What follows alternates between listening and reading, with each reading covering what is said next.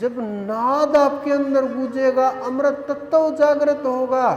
अमृत तत्व को ये नहीं है कि उठाई कोई मटकी या कोई किसी पात्र उठाया, चाहे स्वर्ण का उठाया, कि उसमें अमृत है और आपको पिला दे, आप अमर हो जाएंगे। ये अमृत नहीं होता। आप ये समझने की कोशिश करो कि अमृत क्या होता है। अमृत नाम अनहद का, अनहद नाद का नाम अमृत है। जब नाद आपके अंदर, नाद का झरना फूटता है, वो अमृत है। लेकिन वो पी करके आप कर्मों से दूर होने लगते हो, कर्मों के रोग मिटने लगते हैं। अमर होने का क्या महत्व है कि अमृत पी करके अमर हो गए और मतवाले हो गए। अमर होने का क्या क्या रहस्य होता है? ऐसे तो कोई नहीं कि आप अमर हो गए, पिया और अमर हो गए। अमर होने का मतलब है उस आत्मा में मृत्यु का, काल का, महाकाल का भय नहीं रहता। वो आत्मा अपने वजूद में चली जाती है, परम तत्व में चली जाती है और मृत्यु का भय यानी जन्म मरण से पीछा छूटने लगता है। आप उस मार्ग पर पहुंच जाते हो कि जहाँ जन्म मरण से बंधन दूर हो जाए। वही अमृत तत्व है कि पिया और अमर हो गए, कि पैदा ही नहीं होना। जब पैदा ही नहीं होंगे तो मरेंगे क्यों? तो वो अमृत तत्व है। आप उस अमृत तत्व की खोज में लगिए, नाद को पकड़ करके चढ़िए। जब आप नाद को पकड़ करके चढ़ोगे, आगे बढ़ोगे, वहां गुरु के चरण मिलेंगे। नाद से पहले नहीं है, ओंकार से पहले भी नहीं है। ये गुरु के चरण ओंकार से ऊपर मिलेंगे आपको। ओंकार की गूंज सुनाई देगी, ओंकार दिखाई भी देगा। अक्षरों में मत फंस जाना, धुन होगी, धुन में सुनेगा। जब वो सुनेगा, दिखेगा, अनुभव होगा, तो फिर उससे आगे जा करके आपको गुरु चरण रज मिलेगी।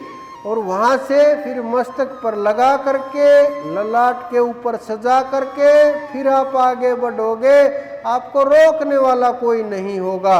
इसीलिए कहते हैं गुरु चरण रज जब मस्तक पर लगती है, सब कुछ नष्ट हो जाता है, पीड़ाएं समाप्त हो जाती हैं।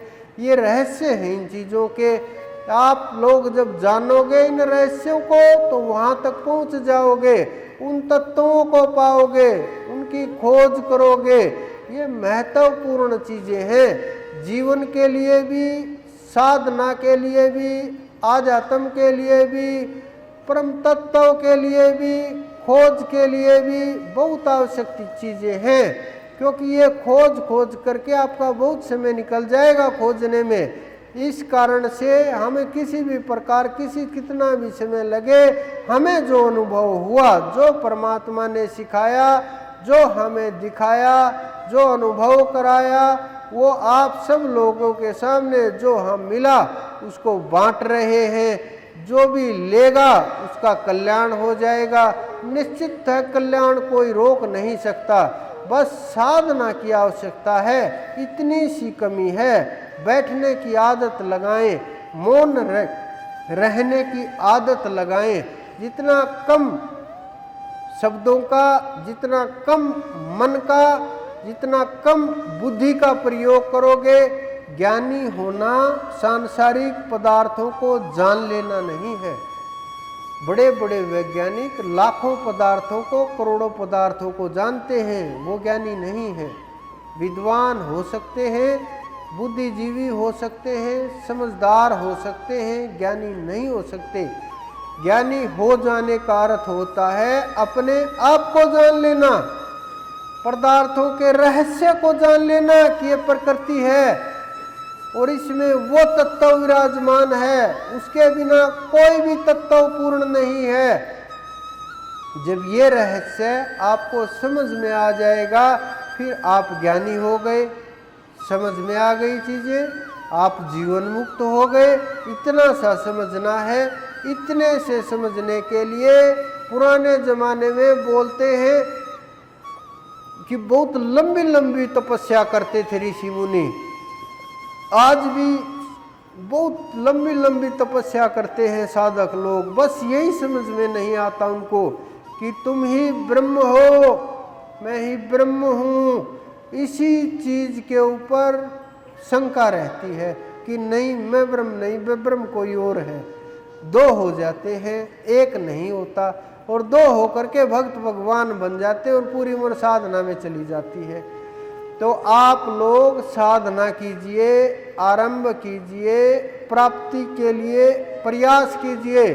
जितना प्राप्ति के लिए प्रयास करेंगे उतना आप आगे बढ़ सकते हैं।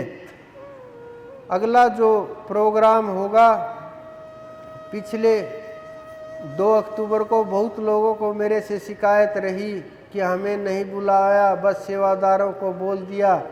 अब की बार भी रात्रि का ही प्रोग्राम है, 1 और 2 के बीच की जो रात्रि होगी उसका प्रोग्राम है, और जिसकी भी इच्छा हो वो आ सकते हैं और ध्यान यहाँ आकर के कर सकते हैं, क्योंकि जो भी ध्यान करेगा वो वहाँ तक पहुँच सकता है। आप सब लोगों के अंदर विराजमान परमपिता परमेश्वर, मेरे गुरु, मेरे इष्ट को मेरा बार बार प्रणाम।